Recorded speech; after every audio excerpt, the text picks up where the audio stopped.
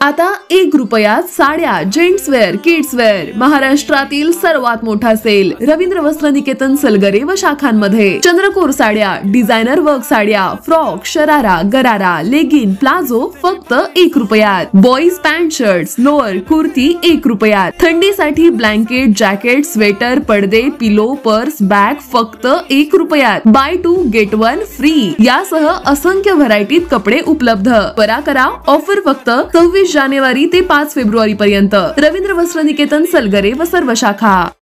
प्रत्येक बातमीतील घटनेच्या वास्तविकतेची तुलना थेट पाहत रहा चांगली अपडेट.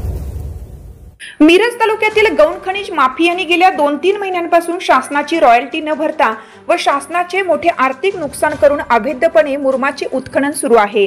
या मुरमाच्या उत्खननाची वाहतूक आणि विक्री बेकायदेशीरपणे चालू आहे. आंबेडकरी समाजाचे नेते डॉक्टर महेश कुमार कांबळे यांनी मिरज तालुक्यातील या प्रकरणावर गंभीर चिंता व्यक्त केली आहे. त्यांनी म्हटलं आहे की मिरजेच्या तहसीलदार अपर्णा मोरे धुमाळ यांनी या बेकायदेशीर कारवायांकडे दुर्लक्ष केलं आहे. डॉक्टर कांबळे यांनी 30 जानेवारी 2025 पर्यंत अवैध मुरमाच्या उत्खनन आणि वाहतुकीला थांबवले नाही तर 31 जानेवारी रोजी मिरज प्रांताधिकारी कार्यालयासमोर आंदोलन करण्याचा इशारा दिला आहे. या आंदोलनाचे उद्दिष्ट शासनाचे नुकसान करणाऱ्या माफियांविरुद्ध कठोर कारवाई करण्यात यावी असं आहे. आंबेडकरी समाजाच्या वतीनं सरकारकडे अवैध उत्खनन थांबवण्याची मागणी जोरात डॉक्टर महेश कुमार कांबळे यांच्याकडून केली जात आहे.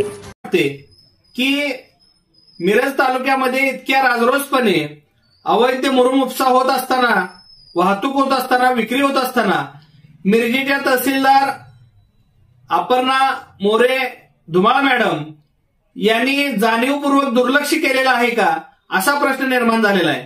किंवा त्यांच्या जे खालचे अधिकारी आहेत, मग ते मंडळ अधिकारी असतील किंवा त्या गावचे तलाठी असतील, यांच्यावर अपर्णा मोरे धुमाळ मॅडम यांचा वचक कमी झालाय का अशा पद्धतीचा प्रश्न निर्माण होतोय. त्यामुळे मी आज माननीय प्रांताधिकारी दिघे साहेबांना निवेदन दिलेलं आहे आणि मागणी केलेली आहे की 30 जानेवारी 2025 अखेर मिरज तालुक्यातल्या पूर्व भागामध्ये ज्या अवैधरित्या शासनाचं नुकसान करून बेकायदेशीरपणे मुरमाचं उत्खनन मोठ्या प्रमाणात केलं जातंय ते तात्काळ थांबवा. त्या मुरमाची बेकायदेशीर वाहतूक होत असलेली तात्काळ थांबवा आणि त्या जे कोणी हे उत्खनन करणारे, वाहतूक करणारे त्यांच्यावर कडक कारवाई करा. 30 तारखेपर्यंत जर ह्या गोष्टी थांबल्या नाहीत तर 31 जानेवारी 2025 रोजी मिरजेच्या प्रांताधिकारी कार्यालयासमोर समस्त आंबेडकरी समाजाच्या वतीनं तीव्र आंदोलन केलं जाईल असा मी इशारा देतो. थांबतो. जय भीम, जय भारत.